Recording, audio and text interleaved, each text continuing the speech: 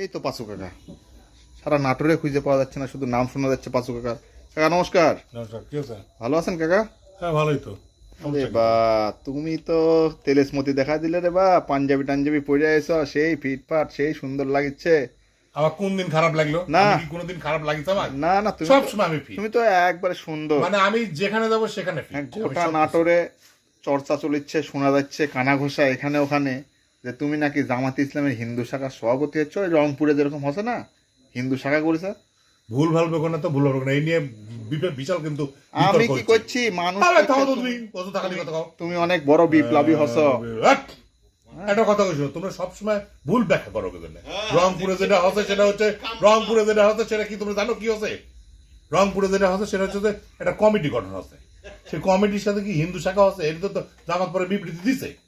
আরেকটা কথা বলি, জামাত ইসলামী যদি হিন্দু শাখা করেও থাকে, হিন্দু শাখা বা অন্য ধর্মাবলম্বীদের জন্য যদি শাখা করেও থাকে, সমস্যা আছে তোমার কোনো? সমস্যা আছে? আমার সমস্যা আছে? জামাত ইসলাম এদেশে রাজনীতি করে, অবশ্যই করে কিনা? হ্যাঁ হ্যাঁ। এদেশে যদি রাজনীতি করে তো এদেশে তো হিন্দুরাও থাকে, হুম।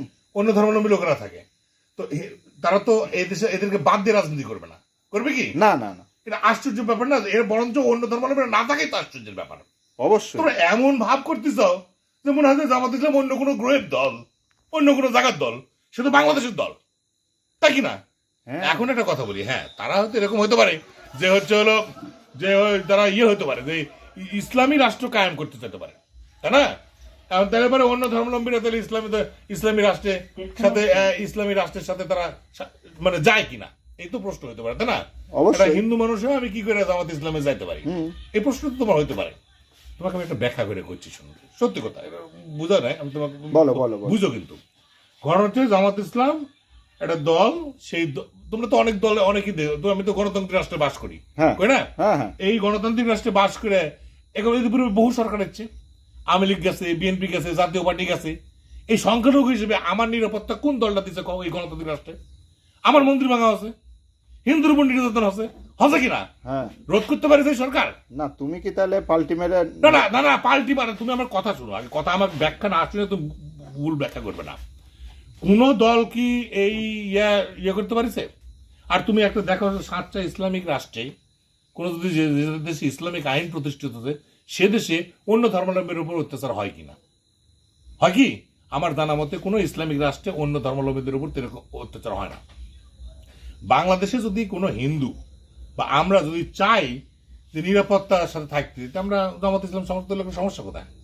তোমরা আমাকে ফুসকিরি মারিচ্ছ, তুমি জামাত ইসলামে একটা মাত্র ট্যাক্স ছাড়া, এই 71 সালের পর থেকে জামাত ইসলামে খালি রাজাকার ট্যাক্স ছাড়া আর কোন দিকে দোষী দিতে পারবে কো?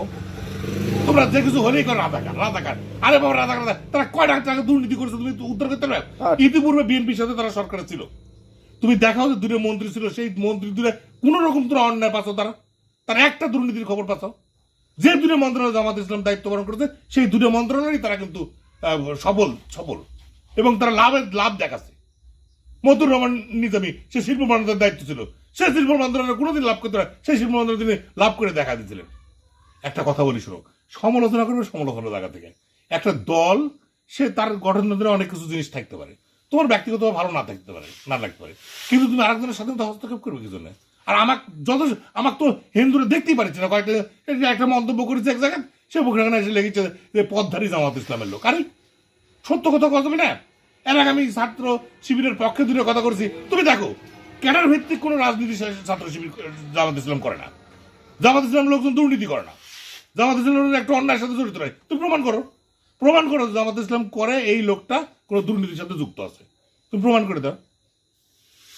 না সে তো তাই, তুমি একটা ছাত্র শিবিরের লোক একটা বিড়ি সিগারেট একটা নেশা করে, দেখাও তুমি আমার প্রমাণ করে, কারো মাথার বাড়ি দিয়ে টাকা পয়সা কেড়ে খাচ্ছে, দেখাও। আর তোমার এলাকার ফিটিং বাজি দেখো, কত ফিটিং বাজ হচ্ছে এই 17 বছর হতে রাখি, এখনো চলিচ্ছে ফিটিং বাজ। মদ গাঁজার ব্যবসা কারা নিয়ন্ত্রণ করছে? একটা জামাত ইসলামের সালবেল দেখে দেবে না, একটা জামাতের নেতা জড়িত দেখে দেবে? তোমার ভালো লাগছে না রে ভাই? এই তো তোমরা সত্যি কথা তোমার কাছে সহ্য হয় না, বুঝতে পারছো? হ্যাঁ, এখন তোমরা আমাকে জামাতের হিন্দু শাখার সভাপতি বানা দিচ্ছ, জামাতে ইসলামের এই করেছো সেই করেছো। হ্যাঁ, তোমার মুখ তো সাদা জানা।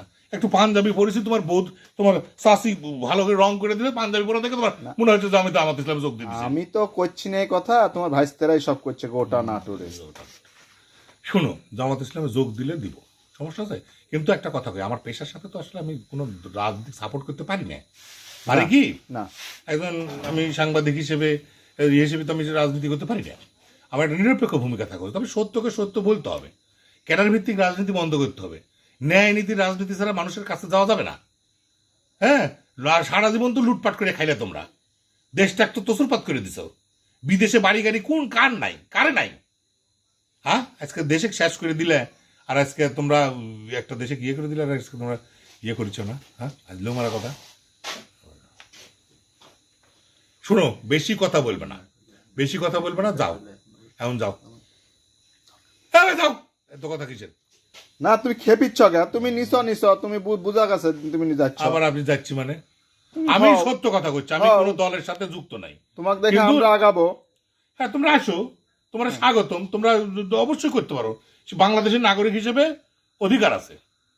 হ্যাঁ, তোমরা সারা জীবন মদিনা সনদ করে আসলে, কিন্তু কোনোদিন বাস্তবায়ন করলে না। একটা দল বাস্তবায়ন করতে হচ্ছে, করে দেখ না কে, সমস্যা কি তোমারে? সবাই সুযোগ পাচ্ছে, এরা পাবি না, একটাবার পাওয়া উচিত না? দাও, আমার সাথে তোমরা ফাইজলামো করো না, সত্যি কথা ধরে সুযোগ পেলাম। সত্যি কথা তো তোমরা বুঝতো না। তোমরা প্রমাণ করে দাও, দুর্নীতি প্রমাণ করো। না কিছু যে আগাছেও তুমি তা বুঝা যাচ্ছে, আমাকে বোঝানোর ভাবে কাকা। এই